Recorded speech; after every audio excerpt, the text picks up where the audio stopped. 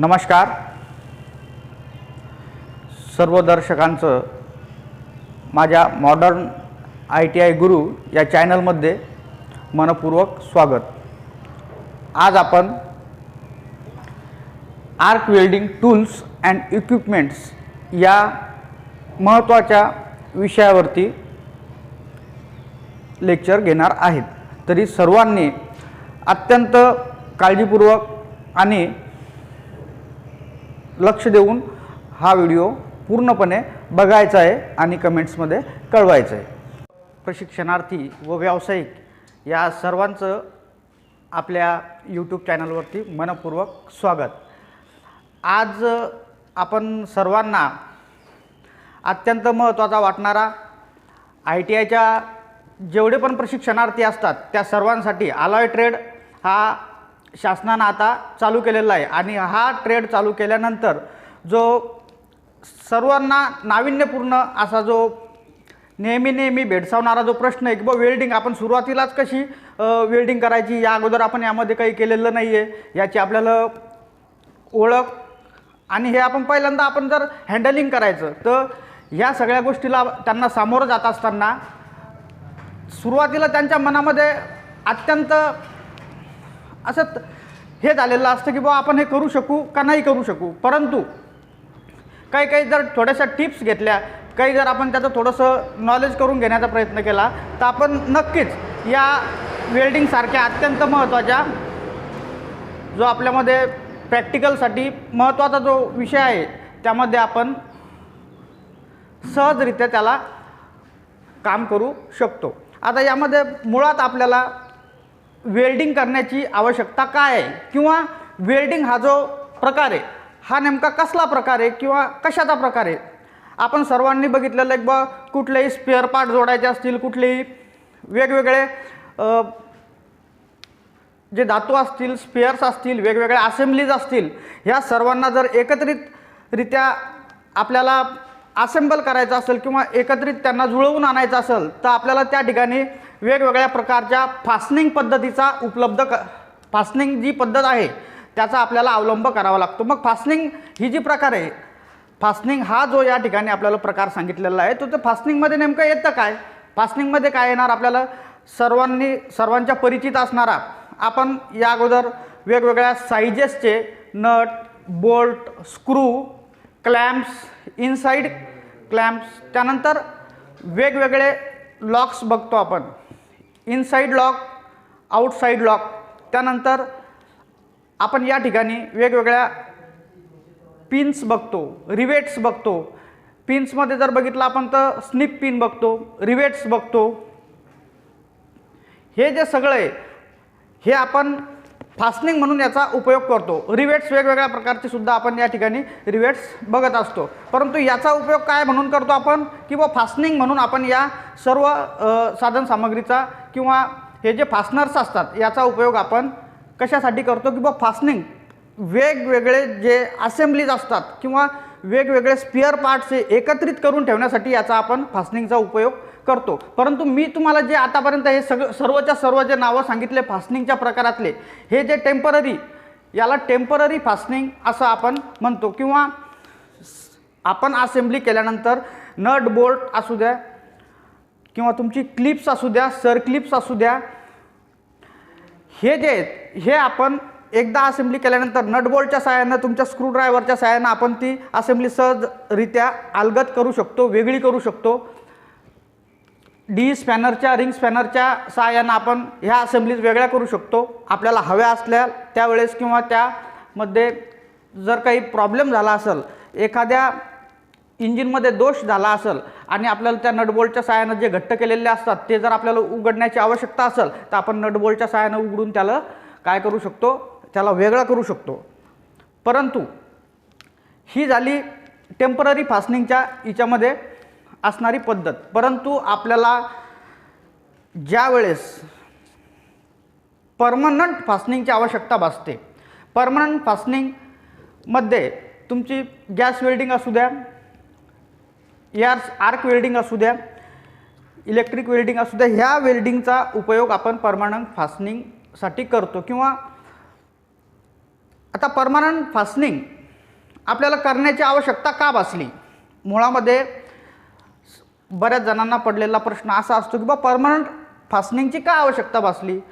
आपल्याला सगळ्यांना माहीतच आहे की बा या ठिकाणी रोड रस्ते सर्व ठिकाणी सारखे नसतात. कोणत्या ठिकाणी हायवे असतो, कोणत्या ठिकाणी डोंगराळ भाग असतो, त्या ठिकाणी रस्ता खडतर असतो. अशा ठिकाणावरून तो आपल्याला जर व्हेकल्स पाठवायचे असतील किंवा गाड्या आपल्याला त्या ठिकाणावरून दळणवळणासाठी असू द्या, प्रवासी वाहतुकीसाठी असू द्या, यासाठी जर आपल्याला ह्या ज्या व्हेकल्स आपल्याला जर वेगवेगळ्या याच्यावरून पाठवायचे असतील तर बरेच काही व्हेकल्समध्ये वेगवेगळ्या प्रकारचा वेगवेगळ्या लोडिंग क्षमतेनुसार त्यामध्ये लोड वाहून नेला जातो. आणि हा जो लोड आहे हा लोड वाहत असताना वेगवेगळ्या प्रकारचे व्हायब्रेशन्स होतात. खराब रस्त्यामुळं वेगवेगळे स्पेअर पार्ट जे असतात गाडीचे, स्प्रिंग पाट्यासारखे असू द्या, तुमचे बॉडीसारखे असू द्या, हे सैल होतात, खिळखिळ होतात.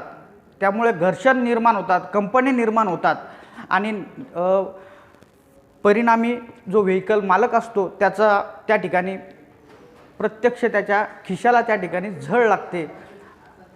म्हणून आपल्याला परमनंट फास्टनिंगची आवश्यकता भासते. आणि परमनंट फास्टनिंग म्हणून आपण ॲटो इंडस्ट्रीमध्ये तरी किंवा आपल्या या सर्व इंडस्ट्रीमध्ये वेल्डिंगचा उपयोग करतो. वेगवेगळ्या आता आपल्याला वेल्डिंग मुळात काय, वेल्डिंग करण्यासाठी बऱ्याचशा प्रशिक्षणार्थ्यांना ITIचे काही आपले प्रशिक्षणार्थी असतात, त्यांनासुद्धा प्रश्न भेडसावत असतो की वेल्डिंग करण्यासाठी आपल्याला कुठल्या कुठल्या गोष्टीची आवश्यकता असेल, नेमके वेल्डिंग इक्विपमेंट्स म्हणजे काय. आज आपण त्या विषयावरती थोडंसं बघणार आहे. मी तुम्हाला आता सर्वात पहिले सांगितलं की वेल्डिंग करण्याची आवश्यकता का आहे किंवा वेल्डिंग हा जो प्रकार आहे हा प्रकार मुळात आहे काय. तर वेल्डिंग हा जो प्रकार आहे हा परमनंट फास्टनिंग जी असेंब्लिंग आपण एक वेळेस केल्यानंतर ती सहजासहजी अलगद होऊ नये म्हणून वेल्डिंग हा आपण या ठिकाणी प्रकार अवलंबतो.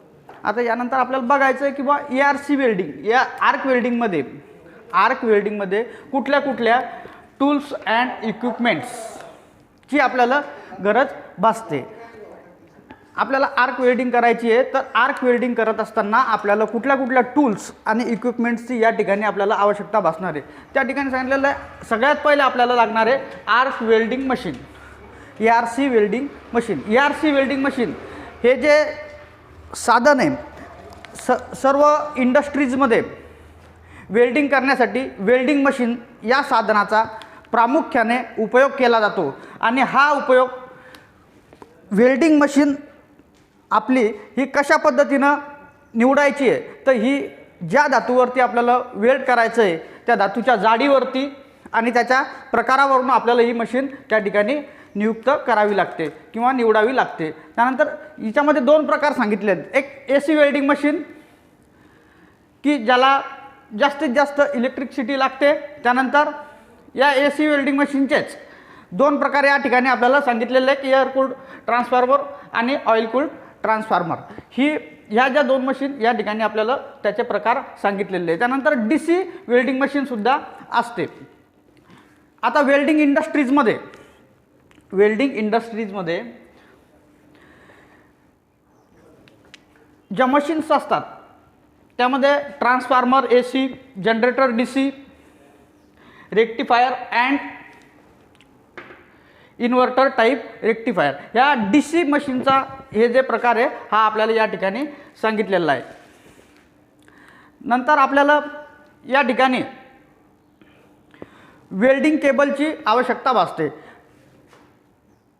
आर्क वेल्डिंग करत असताना टूल्स अँड इक्विपमेंट्समध्ये आपण सुरुवातीला जे बघितलं की आपल्याला जे साधन वेल्डिंग करण्यासाठी वापरायचं आहे, ज्या साधनाचा आपल्याला वेल्डिंग करण्यासाठी उपयोग करायचा आहे त्या साधनाचं आपण वेल्डिंग मशीन ह्या दोन प्रकारच्या असतात. एक AC वेल्डिंग मशीन असते आणि दुसरी DC वेल्डिंग मशीन असते. त्यानंतर आपल्याला वेल्डिंग केबलची आवश्यकता या ठिकाणी भासते. वेल्डिंग मशीनला वेल्डिंग केबलची आपल्याला आवश्यकता भासते. वेल्डिंग मशीनला आपण काय करतो, एक अर्थ केबल त्या ठिकाणी जॉईंट करतो मशीनला आणि दुसरी एक जी केबल असते ती केबल आपण इलेक्ट्रॉड पकडणाऱ्या होल्डरला ती केबल त्या ठिकाणी जॉईन करतो. त्यानंतर दुसरा एक जो भाग आहे त्या वेल्डिंगच्या ज्या केबल आपण त्या ठिकाणी लावलेल्या आहेत, वेल्डिंग केबल आपण ज्या ठिकाणी लावतो त्याला आपल्याला मशीनला जोडण्यासाठी लग्सची आवश्यकता असते आणि लग्स हे जनरली तरी कॉपर किंवा तांब्यापासून ते बनवलेले असतात. नंतर आपल्याला या ठिकाणी त्यानंतरचा मुद्दा सांगितलेला की अर्थिंग क्लॅम्प. अर्थिंग क्लॅम्प जी असते, ज्या वेळेस आपल्याला धातूला किंवा जॉबला वेल्ड करायचं आहे त्यावेळेस आपल्याला अर्थिंगची आवश्यकता असते आणि अर्थिंग ज्यावेळेस आपण जॉबला लावू त्यावेळेस ते आपलं सर्किट कंप्लीट होणार आणि त्यानंतर त्या अर्थिंग होल्डरला सुद्धा स्प्रिंगच्या सहाय्यानं त्या ठिकाणी कॉपरची निर्मिती करून ते होल्डर त्या ठिकाणी तयार केलेला असतो. त्यानंतर आपल्याला सांगितलेलं आहे इलेक्ट्रॉड होल्डर. आता इलेक्ट्रॉड होल्डर हा दुसऱ्या केबलला जोडलेला असतो. इलेक्ट्रॉड होल्डर आपण का यूज करतो की वेगवेगळ्या कोणामध्ये आपल्याला इलेक्ट्रॉड पकडता यावा व वेल्डिंग करता यावी यासाठी आपल्याला इलेक्ट्रॉड होल्डरची आवश्यकता या ठिकाणी भासलेली आहे. त्यानंतर आपल्याला या ठिकाणी आपल्याला इलेक्ट्रॉडची सुद्धा आवश्यकता असते. इलेक्ट्रॉडची आवश्यकता का असते? जो एका धातूच्या सळईसारखा तुम्हाला दिसतो तिच्यावरती फ्लक्स लावलेला असतो. फ्लक्स म्हणजे एक रासायनिक पदार्थ त्या ठिकाणी तो लावलेला असतो. आता मुळात फ्लक्स का लावलेला असतो हे आपण बघूच की आर्क जी आहे ती स्थिर राहण्यासाठी तिच्यावरती फ्लक्स हा लावलेला असतो. आता मुळात इलेक्ट्रॉड देण्याचा उद्देश हा आहे, मुळात इलेक्ट्रॉड कशासाठी वापरतो की इलेक्ट्रॉड हा आपल्याला ज्या धातूवरती वेल्ड करायचं आहे त्या धातूच्या गुणधर्मावरनं आपल्याला त्या ठिकाणी इलेक्ट्रॉड हा घ्यावा लागेल आणि त्याचा यूज करावा लागेल. इलेक्ट्रॉड आपण जॉईंट्स भरण्यासाठी त्या ठिकाणी वापरतो. नंतरचा मुद्दा आहे हेल्मेट. वेल्डिंगचे काम करत असताना आपल्याला हेल्मेटची आवश्यकता असते किंवा हँडस्क्रीन. या ठिकाणी सांगितलेलं आहे आपल्याला हेल्मेट किंवा हँडस्क्रीन याची आपल्याला आवश्यकता असते. आता तुम्ही सर्वजण म्हणसान किंवा हेल्मेट आणि हँडस्क्रीन हे फायबरपासून त्या ठिकाणी तयार केलेले असतात.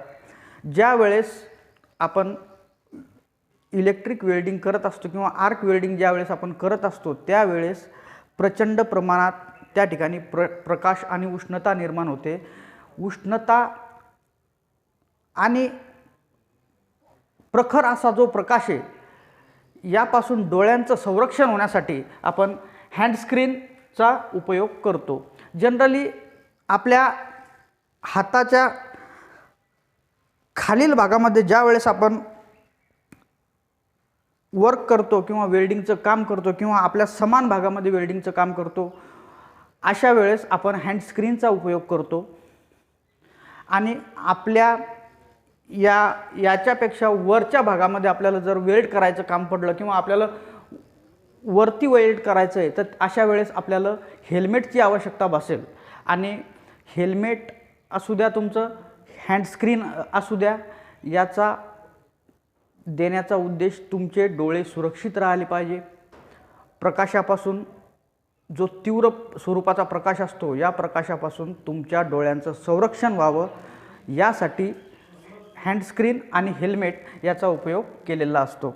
हँडस्क्रीन आणि हेल्मेट याचा उपयोग करण्याचा जो उद्देश या ठिकाणी सांगितलेला आहे हे जे सगळे आपण बघतो की एक एक करून की काम करत असताना सुरक्षिततेला किती महत्त्व आहे आणि सुरक्षिततेमुळं किती चांगल्या पद्धतीनं वर्कर काम करून एक कुशल कारागीर बनू शकतो हे या ठिकाणी एका इक्विपमेंट म्हणजे हे इक्विपमेंट बघत असताना आपल्याला ह्यासुद्धा गोष्टीची काळजी घेणं महत्त्वाचं आहे की बा काम करण्यापेक्षा सुरक्षिततेला जास्त महत्त्व आहे. कारण आपले जेवढे पण ITIचे प्रशिक्षणार्थी असू द्या कुठलाही व्यावसायिक असू द्या या सर्वांना काम करत असताना अर्थार्जन करत असताना आपल्या स्वतःच्या जीवाची परिवाराची सर्वांची काळजी करावी लागत असते आणि ही काळजी केल्याच्या नंतर त्यापुढं काम असतं. आपण बेसावध राहून काम करून कुठल्याही पद्धतीचा फायदा होणार नाही आहे. नंतर आपण या ठिकाणी बघितलेलं आहे वेल्डिंग गॉगल.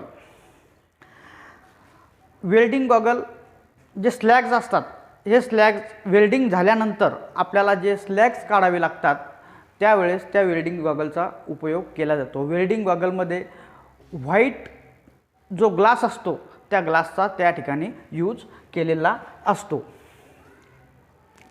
त्यानंतर चिपिंग गॉगल या ठिकाणी सांगितलेलं आहे. चिपिंग गॉगल स्लॅग काढण्यासाठी, ज्यावेळेस वेल्डिंगचं काम झाल्यानंतर आपण स्लॅग काढतो त्यावेळेस आपण चिपिंग गॉगलचा त्या ठिकाणी यूज करतो. नंतर आपल्याला हँड ग्लोव्ज दिलेले आहेत. या ठिकाणी नंतरचा मुद्दा जो आहे तो सांगितलेला आहे हँड ग्लोव्ज. आता हँड ग्लोव्ज हा सुद्धा एक सेफ्टी प्रिकॉशनचा भाग आहे.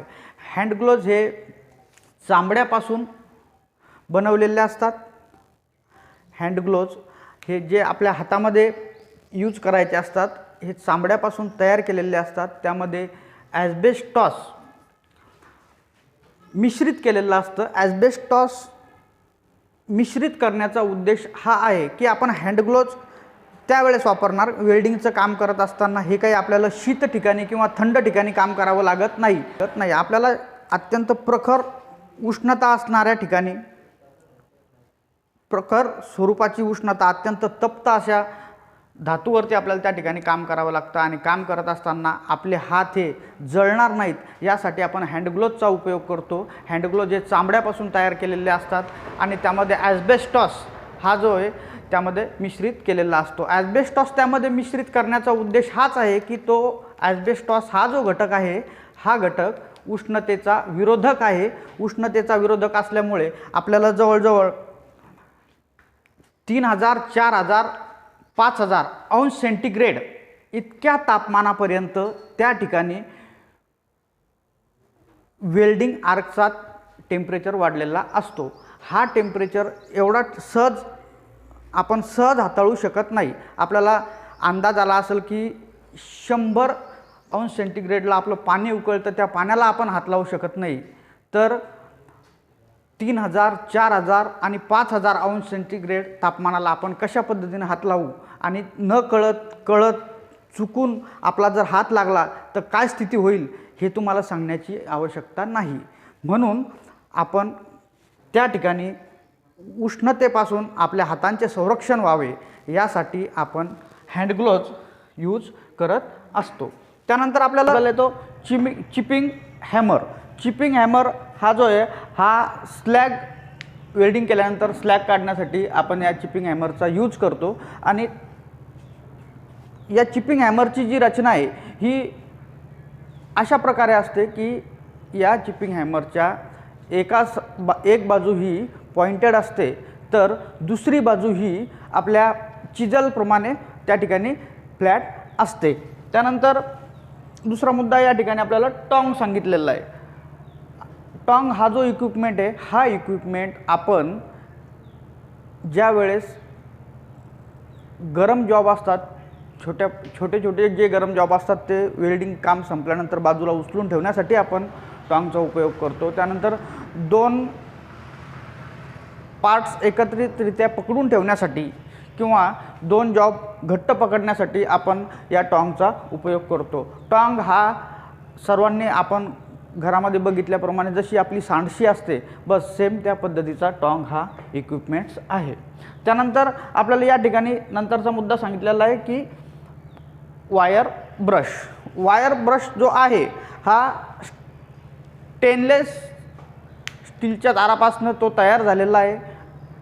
तो मजबूत असतो आणि त्याचा उपयोग हा वेल्डिंग केल्यानंतर त्यावरती जो कार्बन किंवा फ्लक्स जो असतो तो साफ करण्यासाठी आपण या वायर ब्रशचा उपयोग करतो. त्यानंतर welding table. Welding table generally सर्वांनी बघितलेला आहे. या वेल्डिंग टेबल हा जो वेल्डिंग टेबल आहे हा माइल्ड स्टील या मटेरियलपासून तयार केला जातो. वेल्डिंग टेबलवर जॉब ठेवून आपण कौशल्यपूर्ण काम करू शकतो. त्यामध्ये काम करण्याची आपली जे हे वेगवेगळे अँगल आपल्याला ज्यावेळेस पकडावे लागतात त्यावेळेस आपल्याला वेल्डिंग टेबलची आवश्यकता भासते आणि काम हे सुरळीतरित्या सुरक्षितरित्या व्हावं यासाठी आपण वेल्डिंग टेबलचा यूज करतो. त्यानंतर ॲप्रॉन, नंतरचा जो मुद्दा आपल्याला या ठिकाणी सांगितलेला आहे तो आहे ॲप्रॉन. ॲप्रॉन हा आपण आजपर्यंत कुठं हॉटेलमध्ये बघितला असेल, कुठं किचनमध्ये बघितला असेल, आलं लक्षात. परंतु वेल्डिंग करत असताना सुद्धा ॲप्रॉनची आवश्यकता त्या ठिकाणी असते. ॲप्रॉन हे जनरली चामड्यापासून बनलेले असतात, ॲस्बेस्टॉसपासून बनवलेले असतात. ॲस्बेस्टॉस हा जो घटक आहे, हा ॲस्बेस्टॉस घटक त्यामध्ये प्रामुख्याने ॲड केला जातो की ॲस्बेस्टॉस उष्णतेचा अत्यंत चांगल्या प्रकारे रोधक आहे, म्हणून आपल्याला या ॲप्रॉनमध्ये ॲस्बेस्टॉस त्या ठिकाणी यूज केला जातो. यामध्ये ॲप्रॉन आपण परिधान करण्याचं जे मुख्य कारण आहे की बा वेल्डिंग करत असताना ज्या ठिणग्या उष्ण आणि अत्यंत तप्त अशा ज्या ठिणग्या आपल्या शरीरावरती, आपल्या कपड्यावरती त्या उडतात, त्यावेळेस आपल्याला इजा होण्याचा धोका मोठ्या प्रमाणामध्ये संभावतो आणि अशा प्रकारचा धोका हा आपल्याला होऊ नये म्हणून ॲप्रॉन हा आपण या ठिकाणी यूज करतो. धन्यवाद सर्वांनी पूर्णपणे बघितल्याबद्दल. आणि यानंतर मी तुम्हाला काही प्रश्न टाकतो की जे आपले प्रशिक्षणार्थी आहे या प्रशिक्षणासाठी मी काही प्रश्न सांगू इच्छितो की बा नेमकं वेल्डिंग, आता सगळ्यांनी लक्ष देऊन ऐकायचं आहे, हे प्रश्न लिहायचं आहे आणि याच्यावर मला कमेंट कळवायची की बा वेल्डिंग हा कोणत्या फास्टनिंगचा प्रकार आहे. त्यानंतर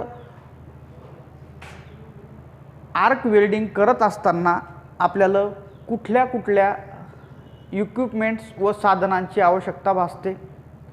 त्यानंतर इलेक्ट्रोड होल्डर देण्याचा मुख्य उद्देश काय.